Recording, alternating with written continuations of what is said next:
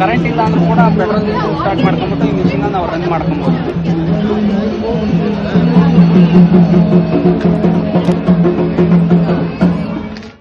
ವೀಕ್ಷಕರೇ, ಇದು 16 ಬೆಲ್ಟ್ಗಳನ್ನು ಹೊಂದಿರತಕ್ಕಂಥ ಅಡಿಕೆ ಸುಲಿಯುವ ಯಂತ್ರ. ಬೆಂಗಳೂರು GKVKಯಲ್ಲಿ ನಡೆದಂತಹ ಕೃಷಿ ಮೇಳದಲ್ಲಿ ಇದು ಆಕರ್ಷಣೆಯ ಕೇಂದ್ರ ಬಿಂದು ಎನಿಸಿತ್ತು. ಯಾಕೆಂತ ಕೇಳಿದ್ರೆ ಇದು ಪೆಟ್ರೋಲ್ ನಿಂದಲೂ ಕೆಲಸ ಮಾಡುತ್ತೆ. ಕರೆಂಟ್ ಒಮ್ಮೆ ಹೋಯ್ತು ಅಂತಾದ್ರೆ ಪೆಟ್ರೋಲ್ ಇಂಜಿನ್ ಅನ್ನ ಇದಕ್ಕೆ ಅಳವಡಿಸಲಾಗಿದೆ. ತುಮಕೂರಿನ ಭೀಮಸಂದ್ರದ SR ಅಗ್ರೋಟೆಕ್ ಈ ಯಂತ್ರವನ್ನು ಅಭಿವೃದ್ಧಿಪಡಿಸಿದೆ. ಇದರ ವಿಶೇಷತೆ ಏನು ಅಂತ ಕೇಳಿದ್ರೆ ಇದನ್ನ ಟ್ರ್ಯಾಕ್ಟರ್ ಅಥವಾ ನಿಮ್ಮ ವಾಹನಕ್ಕೆ ಜೋಡಿಸಿಕೊಂಡು ಎಲ್ಲಿ ಬೇಕಾದ್ರೂ ಕೊಂಡೊಯ್ಯಬಹುದು.